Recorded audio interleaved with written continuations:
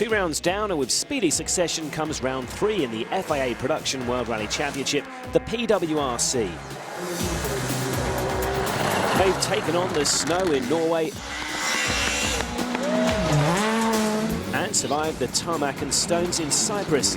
Now the 8-round marathon continues as the WRC Showcase Support Championship takes on full gravel. Welcome to the 2009 FIA Rally to Portugal. Coming up in the programme, we'll have 3 enthralling days of rally action, plus local Armindo Arrojo talks to us about his new extra small co-driver, as well as life behind the wheel.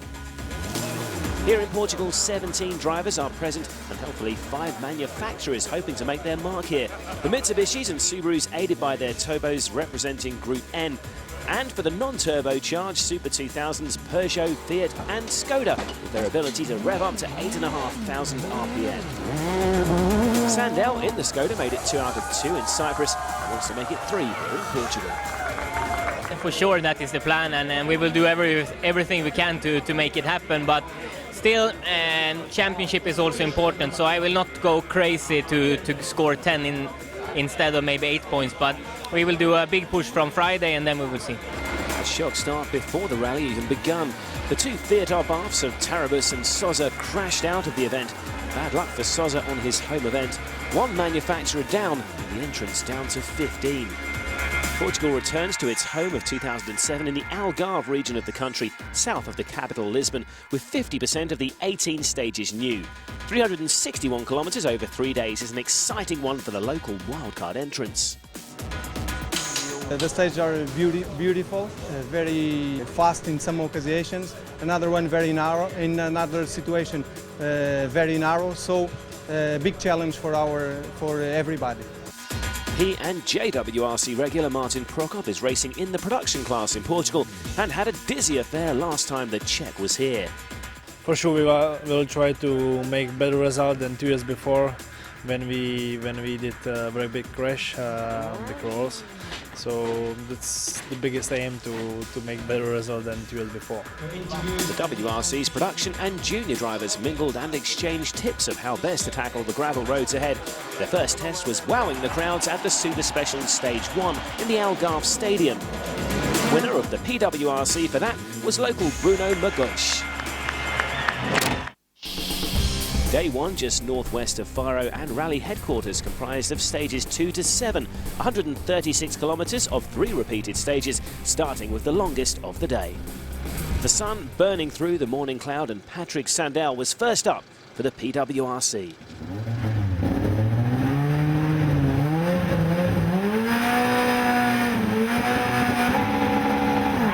Sweden co-driver countryman Emil Amselsson got the Rally to Portugal started, and were both keen to make this a hat-trick of wins for 2009. The Skoda Super 2000 Fabia was at full throttle and nicely sideways as Patrick took on the blind crests. On board with the 26-year-old.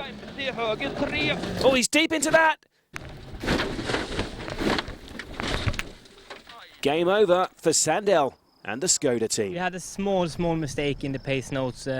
We had keep in, but it was a tree hanging out, and I should have had keep in under the tree or keeping a lot, because then we had a crest and a left corner and I hit the bank on the outside, and then it just started to roll. So it was a very fast section, so nothing to do. Sandel's retirement wasn't the only one in the PWRC with problems. Rally leader and local wildcard entrant Bruno Magosh showed tremendous pace. However, he also let the Super 2000 contingency down on the 3rd stage. Portuguese's Peugeot overheated to its demise. At least Bruno used his brain to find the local fire truck in case his 207 went up in flames. That's all the Super 2000 cars out, and only 3 stages gone. So the Rally to Portugal fast became a fight for the Group Ns. These near-standard road cars, unlike the WRC cars, are similar to those bought off the showroom. And new leader Nasser Al-Attiyah showed the Subaru was back with pace, and the fastest car of all with 2 stage wins in the morning, despite a little slip from the Qatari in front of the crowds. Real side, very narrow.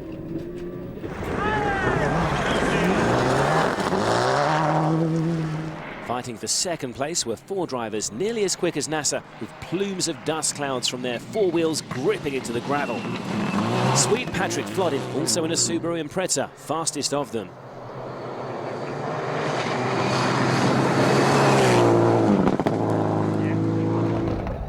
Local favourite Armindo Araujo in the first of the Mitsubishis was trying hard. And nearly trying too hard. We'll hear more from Armindo in the programme. For now, he was happy pushing in third. P and JWRC competitor Martin Prokop took his Cyprus winning junior cap off and concentrated on finding his rhythm in his Group N Mitsubishi. And a mere 6 seconds off Martin's pace was 21-year-old Norwegian Evan Bernildsen. 5th place for Evan to end a retirement-filled morning.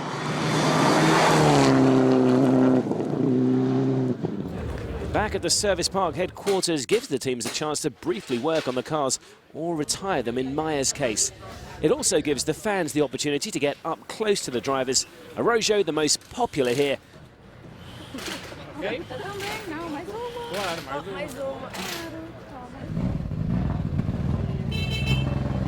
The car's back in shape. That's how things stood at the end of the first morning. Alatir, 35 seconds faster than Flodin. Into the afternoon, and with dust masks at the ready, the fans watched the PWRC field reduced to 12. Sosa, Tarabus, Magayesh, Sandel and Maya all out. Nasser Alatir was able to push his Subaru even more as the 2006 PWRC World Champion flowed over the rocks and ruts and maintained his lead. Into the 6th stage though, and more dramas in the Support Championship to the WRC. Alatir's front suspension would sideline him for the rest of the day. The number 1 spot seems an unlucky one here in Portugal, with both leaders losing their place. Nasser would restart tomorrow under Super Rally rules. For now, the Qatari was a spectator, much to his annoyance.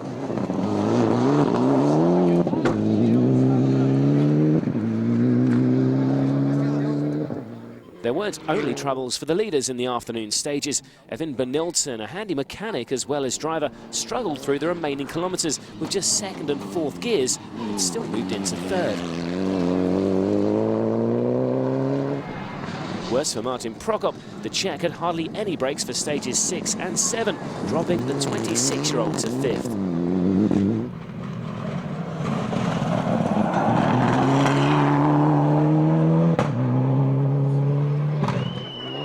That promoted Pirelli's star driver Mark Tapper to 4th. The New Zealander also registered for production World Championship points. The Pirelli star driver scheme searching for a new rally talent. Into the final stage and promoted to the top of the PWRC was local Armindo Araujo. Although Armindo is keen for championship points and not necessarily the win here, his local knowledge helped Araujo to 1st on a difficult day and 14.9 seconds in the lead. So that's how the leaderboard looks after day 1. Araujo closely followed by Flodin, with Nasser Alatir's time penalty taking him down to 8th. Drivers made their way to the Algarve Stadium, rally headquarters for the weekend, and mend what the Portugal roads had done to their cars. I started rally with the wrong setup. I changed for the third stage, and after that the car started with a good speed. Very good day, but very hard rally. You never know when you have a problem, but the Mitsubishi is a very good car and very happy. Araujo has been with the PWRC since the 2007 season, and the locals spoke to us about his life in and outside the car. I started my career in motorbikes in '95. I raced some years in national championships.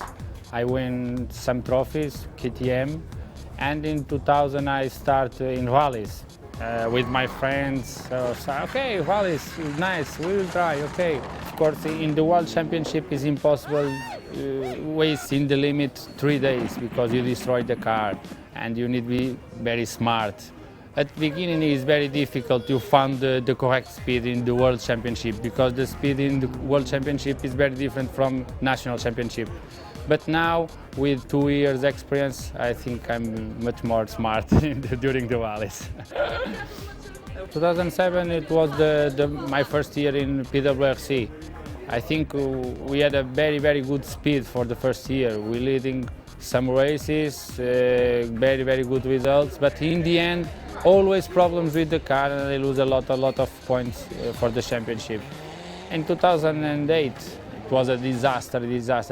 My first year with Rally Art Italy, the car always with problems, low speed always, and it was a disaster. But now we changed a lot of things in the team and in the car, and now the car is working much better. Of course, here in Portugal is my rally. The weather is good, very good fans for everywhere. My target is the World Championship, and I need focus in this target. And for me, Rally of Portugal is not everything. It's one race in the middle of 6.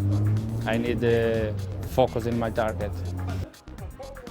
Now I'm losing a lot of time with my baby, because I have one baby with 1 year, and always playing with him is very nice. The toy for him, for Tomás, he loves this car, and I said, okay, I will bring the car for Rally of Portugal, and it's here. Yes, it's the prototype for my son. For the future, I want to win the World Championship this year, and in the next years, or pass for the Super 2000, or race in a Mitsubishi in a very good step like this year, but I want always fight for the future. And we'll see how Armindo and the rest of the PWRC get on after the break in days 2 and 3, the 2009 Rally to Portugal.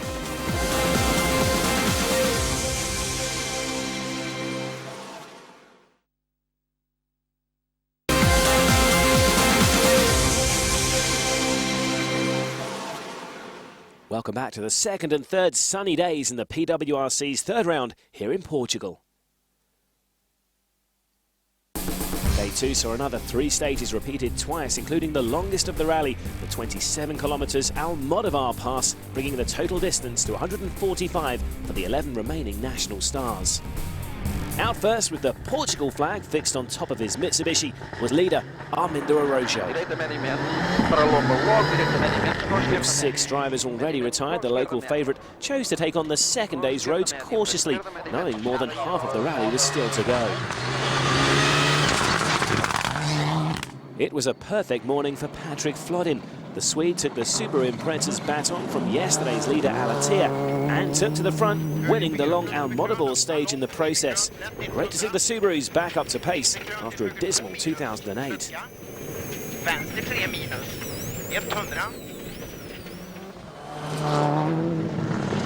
Martin Prokop was also moving up the table. The Czech made it past 4th place Pirelli star driver Mark Tapper in time and on the road, although he was obstructed for a good 30 seconds by the Kiwi on the long stage 9. Tapper's power steering slowed his Evo 10 Lancer down. Martin got past him and won the other 2 stages in the morning too. 50, brzda pravá, 2 do 40 pravé, 7 minus katem.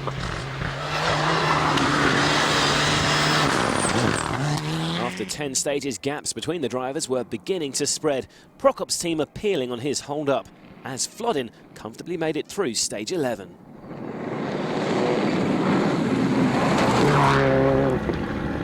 Armindo Araújo couldn't help but race despite his intention to take it easy and finish with good points.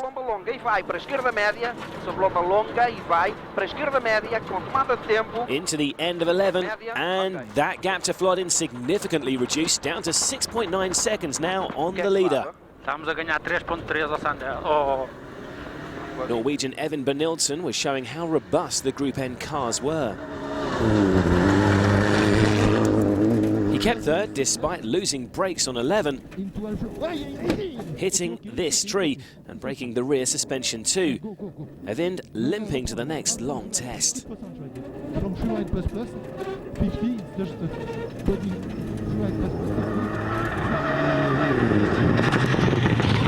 Stage 12 and the repeat of the long Almodovar pass. Leader Flodin looking fast, snaking through the series of corners. Oh, way too fast for Patrick, and the leader's out. He's back on four wheels, but that Subaru isn't going anywhere.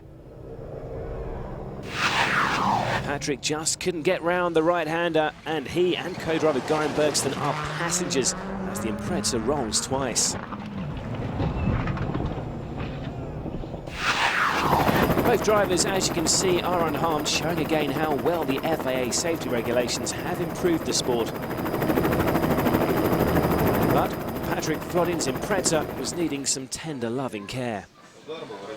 I made a mistake and I took wrong. Göran said it was a left 5 and a right 2, and I thought it was a right 5. So I came a little bit too fast into the corner, but I saw it. Okay, this cannot be true, so I started to brake, but it was just too late, so we went off and rolled twice. Flodin's off would promote the 9 surviving PWRC up 1 place. Martin Prokop up to 3rd, but a broken rear differential would slow his attack on 2nd place Brynildsen.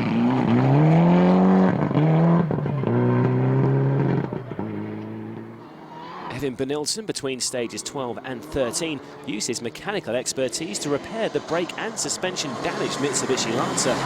He was 5 minutes late into the stage, giving him a 50-second time penalty, but still remained in 2nd, showing how tough these Group N cars are.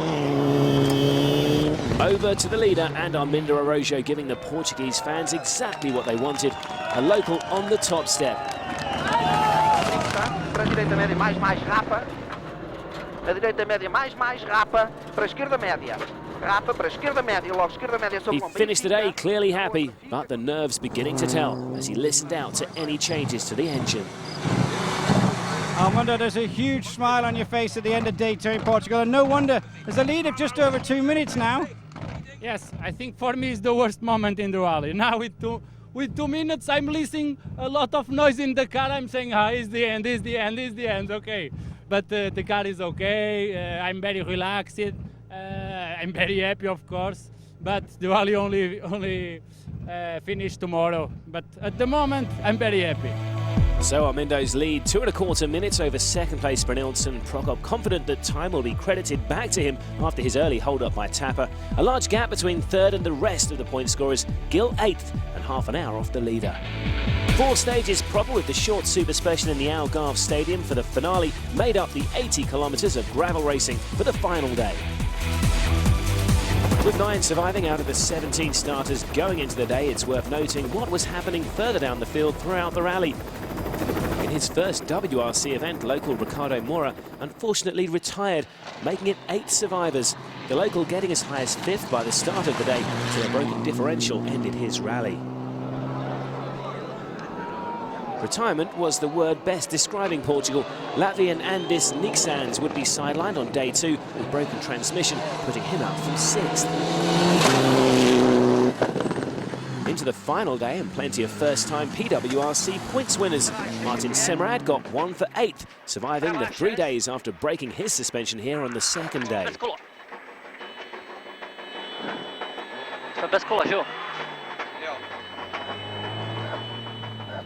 The first points too for Gaurav Gill, the Indian, getting to 7th.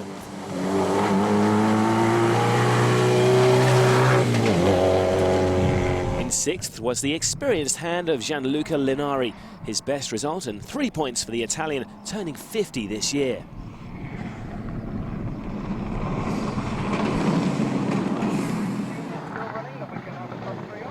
New Zealander Mark Tapper finished in 5th.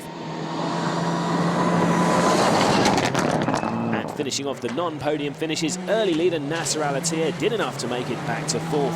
Subaru back to its fast pace. Will we see an Impreza win later on this season? Back to the start of the day, and way out in front were the top 3 PWRC drivers. Leader Armindo Araújo was 2 minutes ahead and could drive carefully, but he would be nervous having the pressure of his fans watching every turn he made, willing on his first victory in the production class. With one eye on Araújo in a chameleon sense, the fans' other was gripped on a close fight for 2nd with Ivan Brynildsen and Martin Prokop. Brynildsen began the day a minute ahead of Prokop, but that was reduced to just 8.1 seconds at the end of stage 15, thanks to the fast pace of Prokop and the Czech being rewarded back 28 seconds after being held up by Tapper on day 2.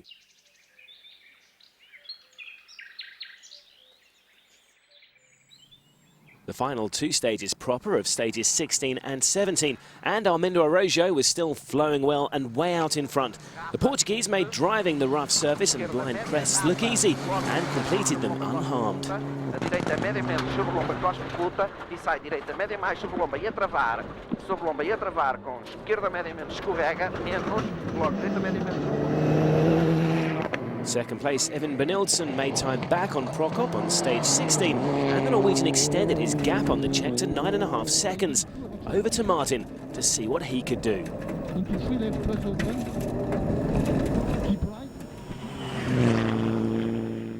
Martin Prokop was in all-out attack mode and driving beautifully. Let's go on board with him and see what the Czech can do.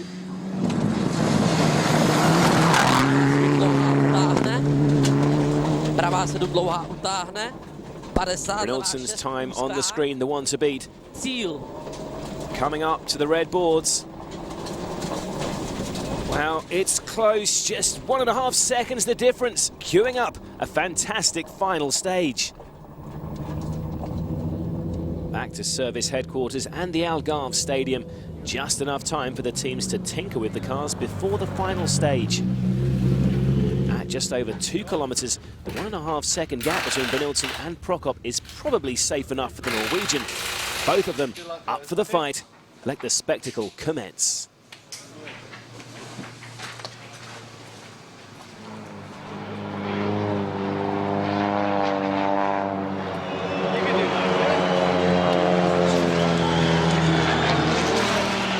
Crowd really up for this one, and all eyes were on the top 3 PWRC drivers, in particular Armindo Araujo. The local favourite went through the motions for an amazing maiden PWRC victory, keeping his head together for the last few corners, his car brimming with excitement. Esquerda média mais com, direita média mais 20. Esquerda média menos 1 km, vai para o salto.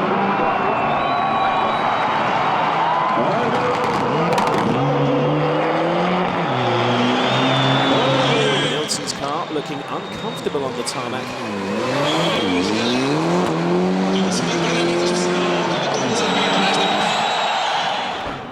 Back to Armindo. Okay. And that's it. Mission accomplished. He crosses the line with an amazing victory. His first in the PWRC, and what better way than in his home country for Armindo and all his fans to enjoy.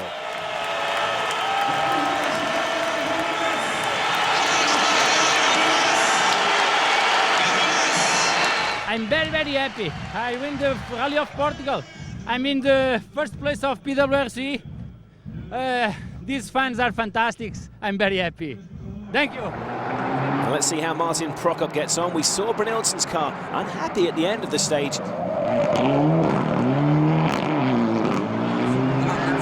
Martin into the final few corners. He crosses the line. Yes, second place to Martin. And the results slowly filters to both men. Center diff broke on the start line, so we almost could go through, so we had to push it to the park from here. So.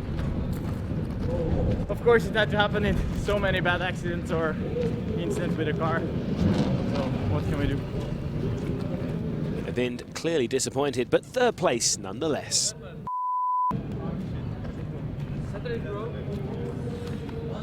Martin ended Rally Portugal in PWRC, and it's second place. That's fine. It's incredible. We are pushing like hell, but we didn't believe that we can be faster here because on the first stage here we did too many mistakes and we were very slow. But so we are very happy that we are second. So it's very good. The final leaderboards in Portugal then, and what a victory for Armindo Araujo. Maximum points for him and vital ones for the 8-round season.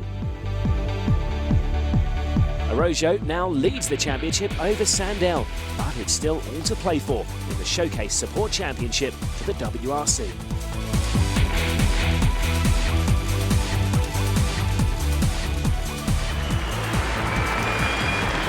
Armindo and co-driver Miguel Ramalho take to the top step of the podium. Fantastic scenes here at the Estadio Algarve.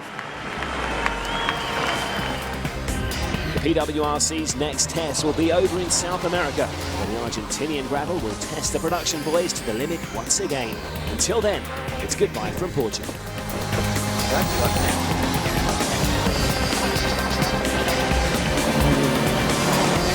Super.